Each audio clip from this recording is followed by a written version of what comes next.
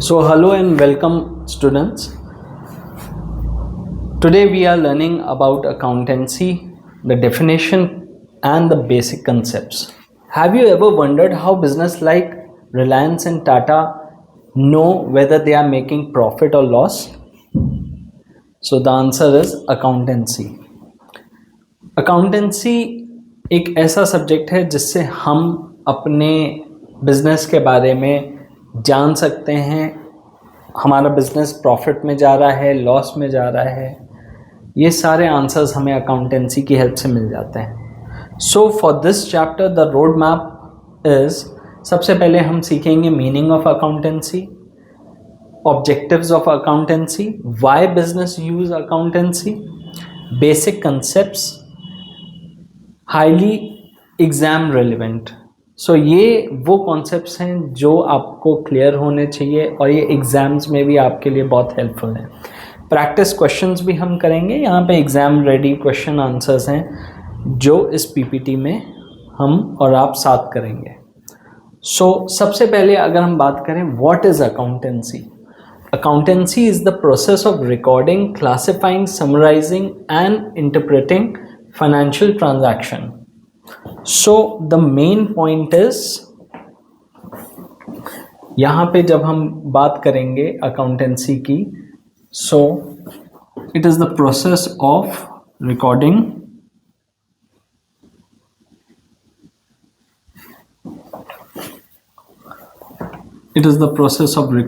classifying, summarizing and interpreting financial transactions. सो जो recording है it is very essential, क्योंकि कभी भी अकाउंटेंसी में बातें हवा में नहीं होती हैं. The main process, her cheese record होती है. Okay, it is manually, either manually और on a computer.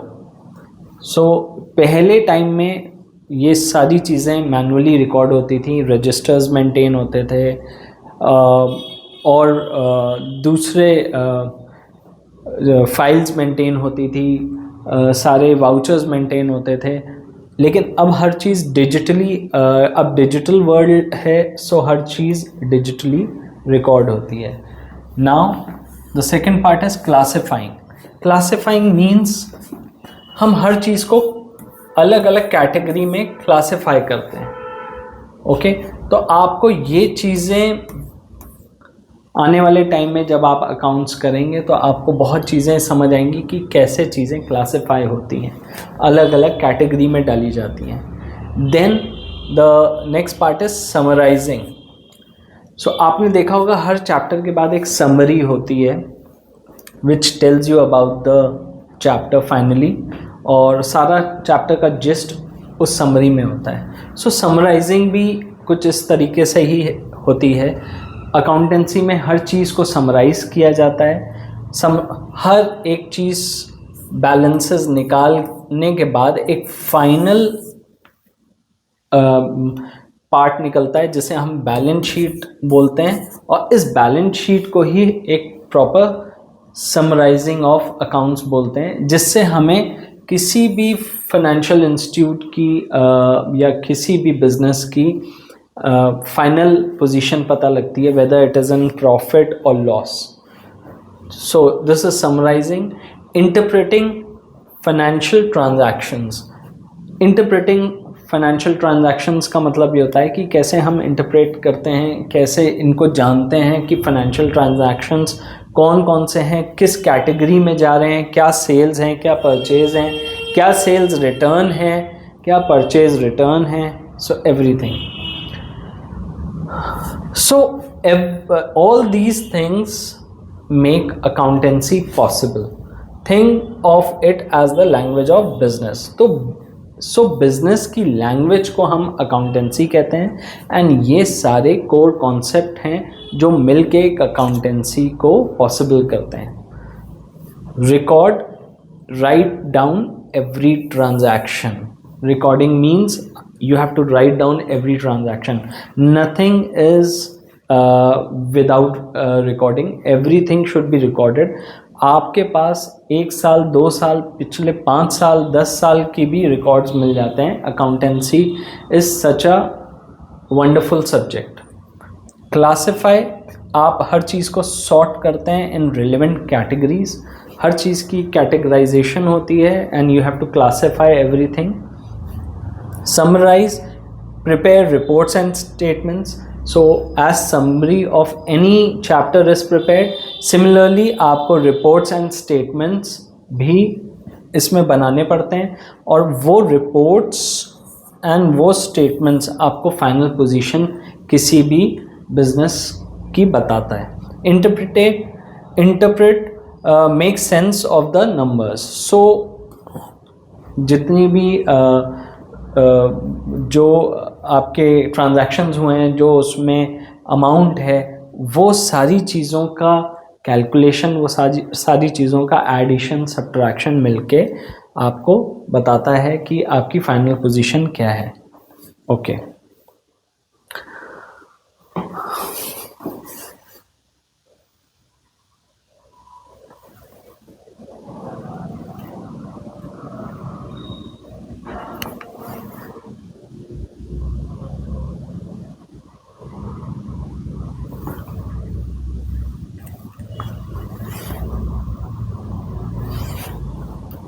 Why does accountancy matter? Accountancy क्यों important है? These 4 objectives explain exactly why every business, big or small, needs accountancy. So सबसे पहली चीज़ ये है कि हमें पता होना चाहिए कि accounts keep systematic records. Accounts में हर एक चीज़ इतनी सिस्टमैटिक होती है कि आपको कोई कंफ्यूजन नहीं रहती है. Every transaction is organised and traceable. आप, जैसा कि मैंने बताया कि आप अगर कोई भी ट्रांजैक्शन, कोई भी आपको इवेंट पता लगाना है कि ये कब हुआ, ये हमने कब ख़रीदा, ये कब बेचा, तो आपको रिकॉर्ड्स की हेल्प से सब मिल जाता है. अगर कोई चीज़ की रिकॉर्ड्स ही नहीं हो तो वो चीज़ आपको कभी नहीं मिलेगी. इसलिए अकाउंटेंसी में recording is very essential. Second part is it ascertain profit और loss. The business making money और लूजिंग इट, ये पता लगाने के लिए अकाउंटेंसी बहुत इम्पॉर्टेंट है. सो प्रॉफिट हो रहा है या लॉस हो रहा है, ये जानना हर बिजनेस को ज़रूरी है. Because if it is running into losses then it has to be shut down. So ये पता लगाने के लिए कि हमारा बिजनेस प्रॉफिट में जा रहा है या लॉस में जा रहा है, लागत अगर ज़्यादा हो रही है और आउटकम्स कम आ रहे हैं, that means we are running into losses. And if जितना भी हम अमाउंट इन्वेस्टमेंट कर रहे हैं बिजनेस में वो कम है और हमें प्रॉफिट्स ज़्यादा हो रहे हैं, आउटकम्स ज़्यादा आ रहे हैं, then it is in profit. So ये पता लगाने के लिए accountancy is very important. Third is it knows the financial position. अब अगर कोई बिजनेस प्रॉफिट में जा रहा है, then the financial position is very good of the business. अगर कोई बिजनेस लॉस में है तो उसकी फाइनेंशियल पोजीशन अच्छी नहीं है, then it has to be shut down. Financial position के लिए आपको total assets, liabilities and net worth, ये किसी भी पॉइंट पे पता लगाने के लिए अकाउंटेंसी बहुत हेल्पफुल रहती है. सो ये हो सकता है अभी ये टर्म्स के साथ आप इतने अवेयर ना हो, आपको ना पता हो ये क्या चीज़ें होती हैं, because these are pure commercial terms and आप अकाउंटेंसी स्टार्ट कर रहे हैं. सो मे बी आपको ना पता हो, बट धीरे धीरे जैसे जैसे हम स्टेप बाय स्टेप आगे बढ़ेंगे या चैप्टर्स आगे पढ़ेंगे तो you will be coming to know what these actually mean. Assets, liabilities and net worth. So assets हमारे बिजनेस के लिए वो चीज़ें होती हैं जो हमारे बिजनेस को अपस्केल करती हैं या हेल्प करती हैं प्रॉफिट के लिए. लायबिलिटीज़ बिजनेस के खर्चे होते हैं जो बिजनेस को लॉसेस में ले जाते हैं। एंड नेट वर्थ ये होती है जो डिफरेंस होता है एसेट्स एंड लायबिलिटीज से का निकल के आता है, उससे हमें किसी भी बिजनेस की नेट वर्थ पता लगती है। Now fourth point is it provides information to users. Owners, investors and banks all rely on accurate financial data. So accountancy चाहे एक सिंगल पर्सन के लिए हो, पार्टनरशिप फर्म के लिए हो, या कोई बड़े बिजनेस के लिए हो, या फाइनेंशियल इंस्टीट्यूट जैसे बैंक्स वगैरह भी हो गए, इंश्योरेंस कंपनीज हो गए, तो सबके लिए अकाउंटेंसी बहुत ज़रूरी है और ये हमें एक्यूरेट फाइनेंशियल डेटा देती है। ओके,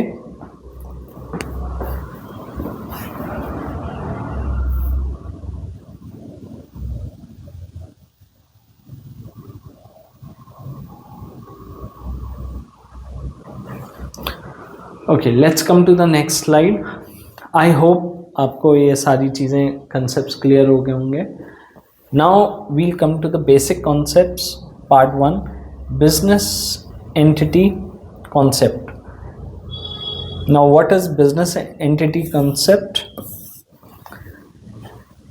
ये accountancy में बहुत important concept है। The business and its owners are treated as separate entities.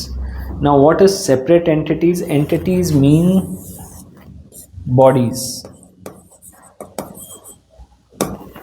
So business और उसका ओनर ये दो अलग अलग लोग हैं। ओके, तो बिजनेस जो चला रहा है वो एक अलग एंटिटी है, बिजनेस एक अलग एंटिटीज है। लाइक मिस्टर एक्स जो हैं उनकी एक फर्म है ABC limited. So mister x and ABC limited ये दोनों अलग अलग एंटिटी हैं, अलग अलग बॉडी हैं। मिस्टर एक्स कल रहे ना रहे बट ABC लिमिटेड चलती रहेगी। इसको कोई और टेक ओवर कर लेगा, मे बी इनका कोई लीगल हायर हो, इनका बेटा हो, बेटी हो, या फैमिली में कोई हो, या कोई बहुत ख़ास कोई हो, तो वो इस कंपनी को टेक ओवर कर लेगा। ओके, सो बिजनेस, इसलिए business entity and business owner are different people, because business को रन करने के लिए ये एक बहुत ज़रूरी कॉन्सेप्ट है। If owners invest 10,000 rupees it is recorded as capital. Business owners जो होते हैं वो अपने बिजनेस में इन्वेस्टमेंट करते हैं एंड इसी को इन्वेस्टमेंट कहते हैं या कैपिटल कहते हैं। इन्हीं पैसों से कैपिटल बनता है and then a business is run, because business always need capital. Business को हम बहुत कम ऐसे बिजनेस होते हैं जो 0 रुपीज़ से स्टार्ट होते हैं, बट ऐसा नहीं है। सारे बिजनेस जो होते हैं ज़्यादातर उनमें कुछ इन्वेस्टमेंट ज़रूरी होता है और उस इन्वेस्टमेंट को कैपिटल बोलते हैं। Then second is money measurement concept. So what is money measurement concept?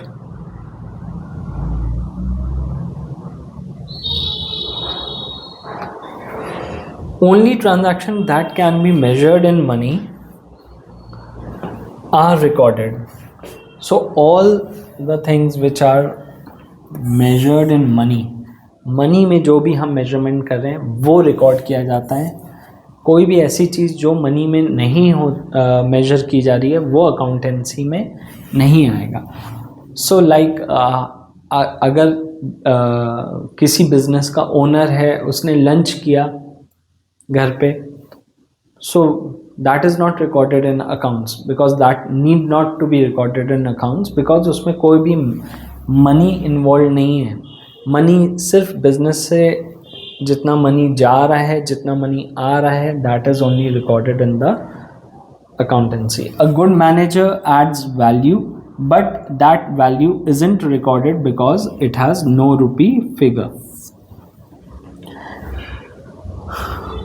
कोई भी अगर गुड मैनेजर है किसी भी फर्म का, सो उसकी वजह से बिजनेस की एक अच्छी रेपुटेशन बनती है, but that value isn't recorded because it has no rupee figure. इसका मतलब यही है कि रेपुटेशन, गुडविल वगैरह किसी कंपनी की या किसी भी बिजनेस फर्म की एक अच्छे मैनेजर से बनती है, बट उसको हम रिकॉर्ड नहीं करते हैं। Okay, going concern concept, it is assumed that the business will continue operating for the foreseeable future. So किसी भी बिजनेस का मेन मोटिव यही होता है कि एकदम से बिजनेस शट डाउन ना हो, business for a long run चलता रहे, मे बी 50 years, 100 years और इवन मोर देन 100 years, तो बिजनेस कंटिन्यू रहता है। ऐसे कई बिजनेस हैं जो हम और आप देख रहे हैं जो कई सालों से चलते ही आ रहे हैं, और maybe over a century और मोर देन अ सेंचुरी भी है, जो बहुत पुराने बिजनेस हैं जो चल रहे हैं। सो इसलिए बिजनेस का मेन कॉन्सेप्ट यही होता है, going concern. That's why assets are valued normally, not their quick sale price. So assets किसी भी बिजनेस का बहुत इंपॉर्टेंट पार्ट है, और जितने भी एसेट्स होते हैं वो मिल के किसी भी बिजनेस की वैल्यू बढ़ाते हैं। That's why assets are valued normally, not at their quick sale price. So इसलिए जो उनकी सेल प्राइस होती है उससे वो मेजर्ड नहीं होते हैं, बल्कि जो उनकी वैल्यू नॉर्मली होती है। जैसे फॉर एग्जांपल किसी भी बिजनेस फर्म की अगर के पास बिल्डिंग है या व्हीकल है, तो उसकी जो भी नॉर्मल वैल्यू होगी उस समय उससे उसकी बिजनेस की एसेट्स पता लगते हैं, ना कि जब कोई एसेट को बेचा जा रहा है उससे बिजनेस की वैल्यू नहीं पता लगती है। Cost concept, assets are always recorded at the original purchase price. Assets को हम जब रिकॉर्ड करते हैं तो ये अपने उनके ओरिजिनल परचेज प्राइस पे ही रिकॉर्ड होते हैं। ये चीज़ जाननी बहुत ज़रूरी है, ये कॉन्सेप्ट बहुत एसेंशियल है ये जानना कि अगर जैसे फॉर एग्ज़ाम्पल कोई मशीन है जिसकी वैल्यू अगर 50,000 रुपीज़ है at the time of purchase, but अब उसकी वैल्यू 20,000 रह गई है because of wear and tear, depreciate हो गई है ये वैल्यू, लेकिन हम जो उसकी वैल्यू हमेशा बुक्स में रखेंगे that is 50,000। So regardless of the current market value, जो भी मार्केट वैल्यू चाहे उसकी बड़ी हो चाहे कम हो गई हो, लेकिन हम बुक्स में जो लिखेंगे वो यही लिखेंगे। Okay,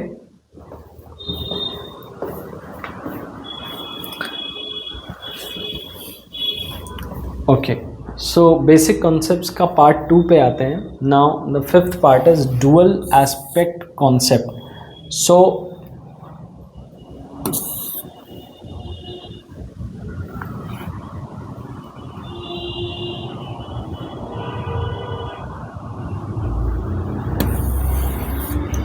dual aspect concept, accountancy हमेशा डुअल एस्पेक्ट कॉन्सेप्ट पे चलती है। Every transaction has two sides, a debit and a credit. Buy goods for cash, goods increases, cash decreases. ये जानना हमें बहुत ज़रूरी है कि अकाउंटेंसी हमेशा डुअल एस्पेक्ट पे काम करती है, debit and credit. So debit for a business is minus and credit is plus. So कोई भी चीज़ अगर डेबिट हो रही है तो बिजनेस के लिए वो चीज़ कम हो रही है, and for a credit it is increasing. Buy goods for cash, good increase, cash decrease. So dual concept पे बात हो रही है। अगर आप कोई भी गुड खरीदते हैं, if suppose if you are a business entity and you are purchasing some goods, तो आपके पास गुड्स आ रहे हैं बट कैश जा रहा है। सो हमेशा डुअल कॉन्सेप्ट पे ही चलेगा। अगर सिंगल कॉन्सेप्ट पे चल रहा है तो that is not clear accountancy, not pure accountancy. This is the foundation of accounting equation. Accounting equation एक चैप्टर है जो आप आगे आप सीखेंगे, और अकाउंटिंग इक्वेशन एक बहुत बेसिक चैप्टर है। फॉर एग्जांपल अगर मैं कहूँ ABCD ऑफ अकाउंटेंसी है, अगर आप अकाउंटिंग इक्वेशन सीख जाते हैं तो आपको आगे जर्नल करने में प्रॉब्लम नहीं होगी, जर्नल सीख जाते हैं तो लेजर करने में प्रॉब्लम नहीं होगी, लेजर सीखते हैं तो ट्रायल बैलेंस में कोई प्रॉब्लम नहीं होगी, एंड सो ऑन। सो हर एक चैप्टर एक दूसरे पे डिपेंड करता है। So if you want to build up your concept, let's go from the scratch. आपको थ्योरेटिकल पार्ट भी सीखना है, आपको जो शुरू के चैप्टर्स हैं उनकी भी तैयारी बहुत कोर तरीके से करनी है। Journal should be very strong, क्योंकि जर्नल पे ही पूरी अकाउंटेंसी डिपेंड करती है। Now the sixth part is accounting period concept. Business life is divided into fixed time periods, usually one financial year. So one financial year पे पूरा business depend करता है। Now what is one financial year? It starts from 1st April to 31st March of next year. 1st April इस साल का और अगले साल का 31 मार्च, ये एक फाइनेंशियल ईयर होता है। जैसे हम अपना नया साल 1 जनवरी को मनाते हैं, बट फाइनेंशियली अगर देखा जाए इन टर्म्स ऑफ फाइनेंस, एक फाइनेंशियल ईयर का बिगनिंग 1 अप्रैल से होता है। 31 मार्च तक पुराने सारे अकाउंट्स क्लोज हो जाने चाहिए। So that is accounting. This makes it possible to calculate profit, compare performance, report results regularly. So profit, comparison of a performance, reports, so ये सारी चीज़ों को अगर आपको अच्छे तरीके से कैलकुलेट करना है, सो अकाउंटिंग पीरियड कॉन्सेप्ट को फॉलो करना पड़ेगा। बिकॉज अगर हम एक स्टूडेंट की भी परफॉर्मेंस को देखते हैं तो वी डोंट गिव हिम और हर अ लॉन्ग टाइम। उनको भी एक साल मिलता है, उस पूरे एक साल में उनका हाफ ईयरली एंड फाइनल के मार्क्स की वजह से उनका कंपैरिजन, उनका परफॉर्मेंस, उनकी रिपोर्ट सब तैयार हो जाती है। बट हम उनको 1 से 2 साल नहीं देते हैं, तो एक कंप्लीट एक ऐसा टाइम पीरियड देते हैं जिसमें वो अपना प्रिपरेशन कर सकें और एग्ज़ाम दे सकें। सो वही चीज़ हर एक बिज़नेस एंटिटी के लिए भी फॉलो होती है। हर एक बिजनेस एंटिटी अपना परफॉर्मेंस एक फाइनेंशियल ईयर में कैलकुलेट करती है कि वो एक फाइनेंशियल ईयर में कितने प्रॉफिट्स या कितने लॉस में जा रही है, उसी से उनकी परफॉर्मेंस एंड रिपोर्ट्स तैयार होती हैं। Now comes matching concept. Matching concept का मतलब ये हुआ, expenses must be matched with the revenue they help generate. Sales of 2025 should only be matched with expenses of 2025, not with any other year. So ये चीज़ बहुत important है। ये matching concept ये कहता है कि अगर आप 2025 के जितने भी एक्सपेंसेस हैं वो देख रहे हैं, तो 2025 के ही प्रॉफिट्स देखेंगे, 2025 के सेल्स देख रहे हैं तो 2025 के ही परचेजेस देखेंगे, एंड सो ऑन। हर एक चीज़ एक फाइनेंशियल ईयर में ही होती है, हर चीज़। ओके, सो 2025 से लेकर 2025 का next financial year 2026, so it comes to 1 April से लेकर 31 मार्च। ओके, सो ये एक मैचिंग कॉन्सेप्ट है। हम अगर इस दायरे से बाहर जाते हैं किसी चीज़ को कंपेयर करने के लिए तो वो सही नहीं है, वो मैचिंग कॉन्सेप्ट को फॉलो नहीं कर रहा है।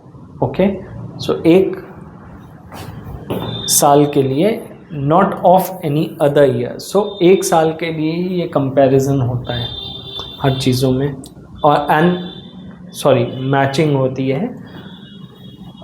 With in 1 year.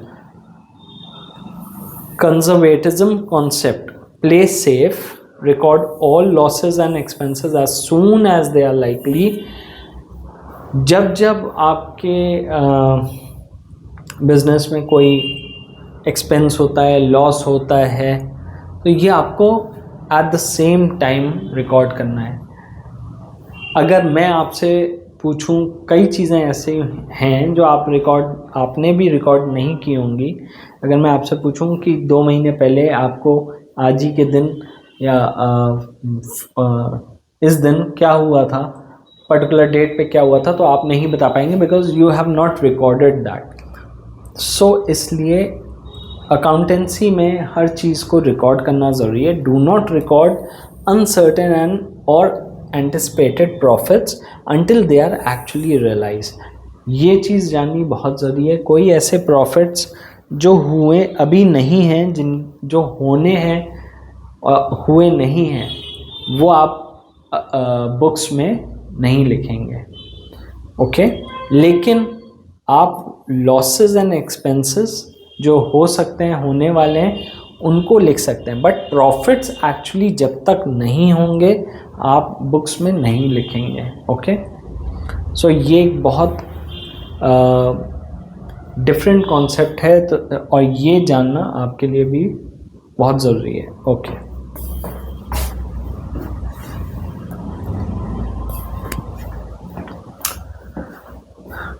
सो हम एक क्विक विजुअल रिकैप करते हैं।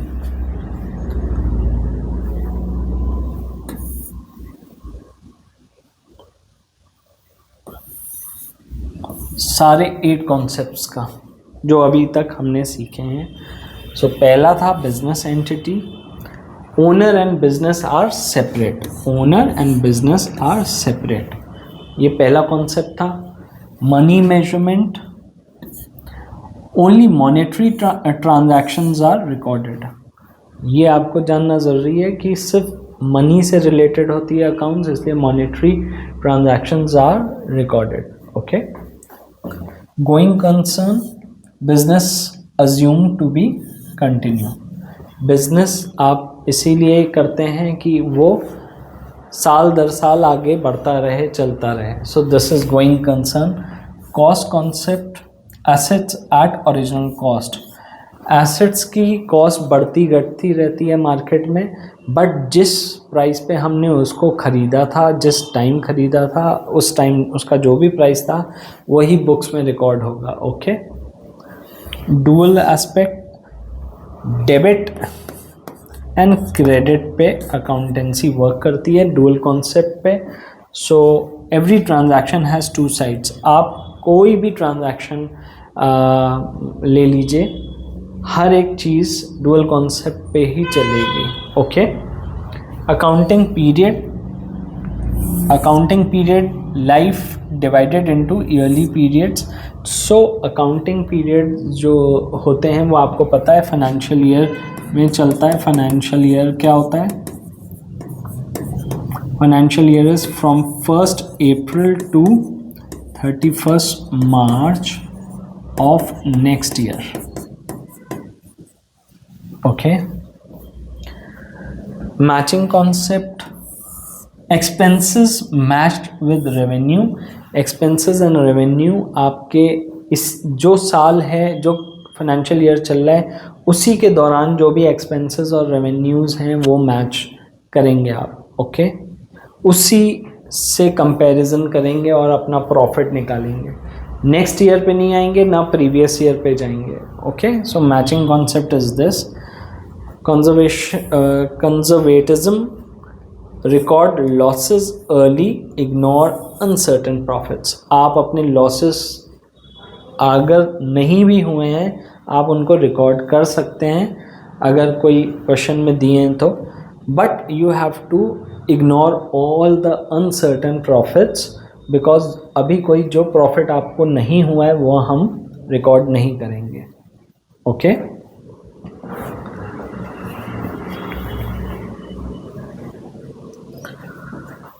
सो आई होप अभी तक जितने भी बेसिक कॉन्सेप्ट्स पे हमने बात करी आपको एक एक कॉन्सेप्ट क्लियर हो गया होगा. फिर भी अगर आपको कोई कॉन्सेप्ट क्लियर नहीं है then you can write the name of that concept below in the comment section और मैं उसको दोबारा एक्सप्लेन कर दूंगा. Okay, now practice questions exam में क्या क्या आ सकते हैं ये बहुत इम्पॉर्टेंट है और इसके लिए आप सबको प्रिपेयर रहना है बिकॉज़ ये क्वेश्चंस बहुत बार आए हैं. सो डिफाइन अकाउंटेंसी, ये क्वेश्चन कई बार आया है बिकॉज़ ये बहुत ही जनरल क्वेश्चन है अकाउंटेंसी के बारे में. सब आप अकाउंटेंसी स्टार्ट कर रहे हैं as a subject, so you need to know what the actual definition is. So the actual definition and the correct appropriate answer is accountancy is the process of recording, classifying, summarizing and interpreting financial transaction of a business.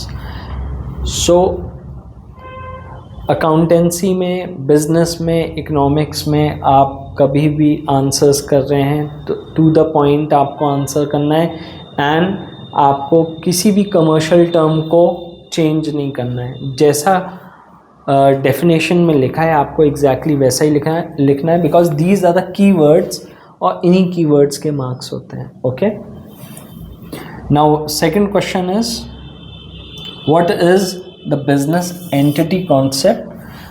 The answer to this is the owner and the business are treated as separate entities.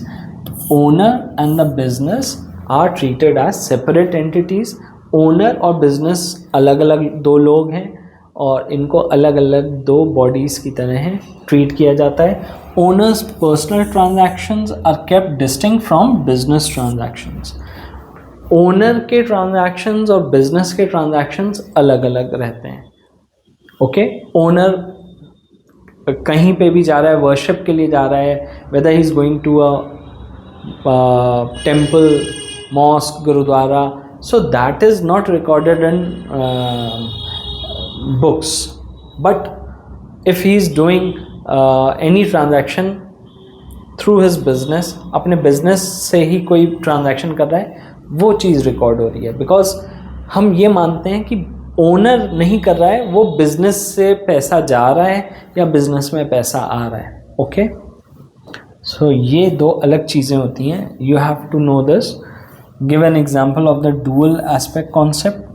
When goods are purchased for cash, goods increase debit and cash decrease credit. Both sides of the transaction are always recorded. When goods are purchased for cash, so ये आप आगे journal में सीखेंगे कि goods जब खरीदे जाते हैं तो आपके पास goods आते हैं और आपके पास से कैश जाता है. सो डुअल कॉन्सेप्ट में चल रहा है इसलिए ये दोनों चीज़ें यहाँ पे रिकॉर्ड होंगी. ओके, सो ये इसके बारे में हम आगे बात करेंगे जब हम लोग जर्नल करेंगे.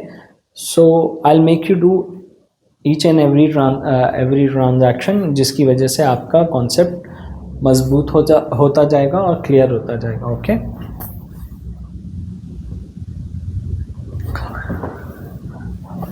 Okay, let's come to the, अब हम चैप्टर के बिल्कुल एंड पे हैं. सो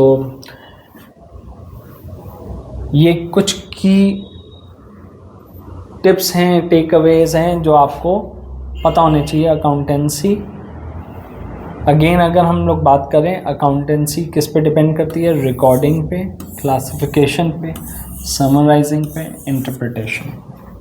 इस पे हम लोग ऑलरेडी बात कर चुके हैं. So you should know this. 4 objectives क्या होते हैं? Records, profit and loss, financial position, information. हम लोग ने ऑब्जेक्टिव, जैसे हर एक चैप्टर से पहले आपको एक ऑब्जेक्टिव्स दिए होते हैं, उसका मतलब ये होता है कि ये चैप्टर पढ़ने के बाद आपको क्या क्या समझ आ जाना चाहिए.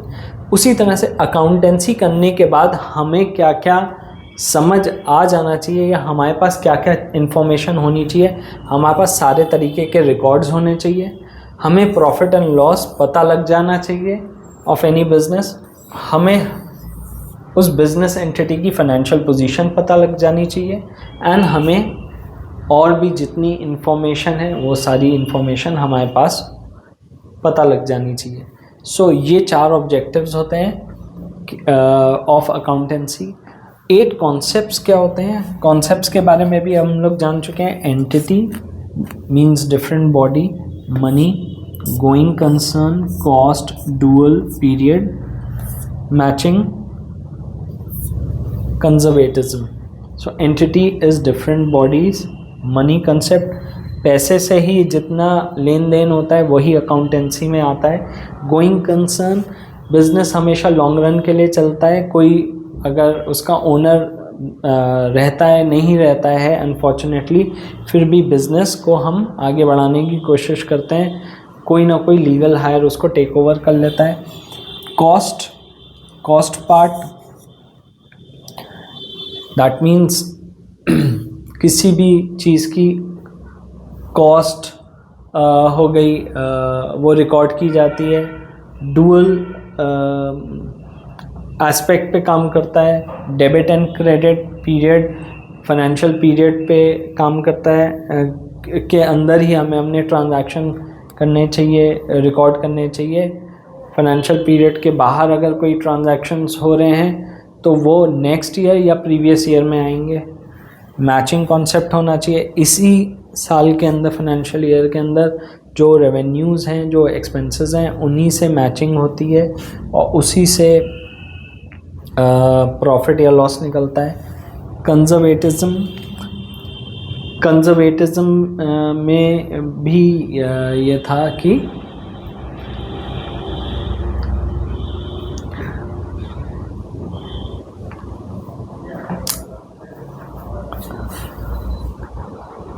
I'm just a second.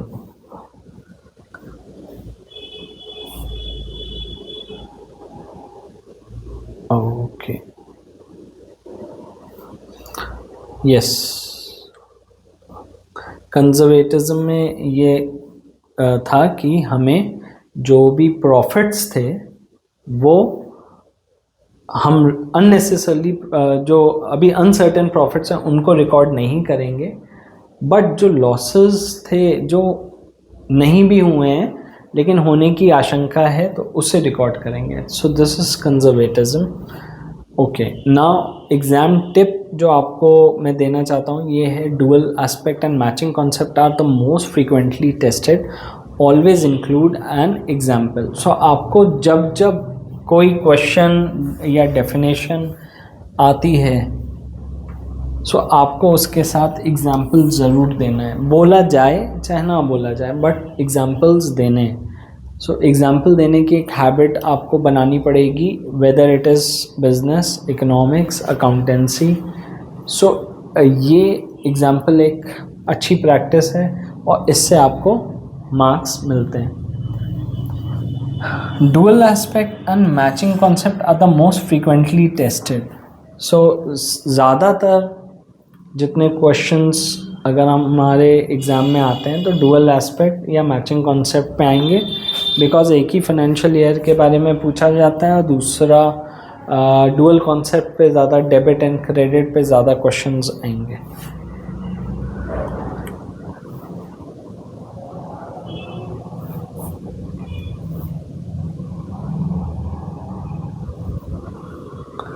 Okay, so I hope आपको काफ़ी चीज़ें क्लियर हो चुकी होंगी. नाउ चैप्टर 1 में हम we are done. Now I hope you know what accountancy is, why it matters, all the 8 key concepts for your exam. And आपको revision notes, practice questions करने हैं. आपको ये जितना मैंने पढ़ाया आपको अगेन रिवाइज करना है. ओके, आपको अपने कुछ क्वेश्चंस इसके बेसिस पे अटेम्प्ट करने हैं, रिवाइज करने हैं, लर्न करने हैं. और सबसे इम्पोर्टेंट बात, ये आप अपने फ्रेंड्स के साथ भी शेयर कर सकते हैं. Okay, thank you so much. Have a nice day.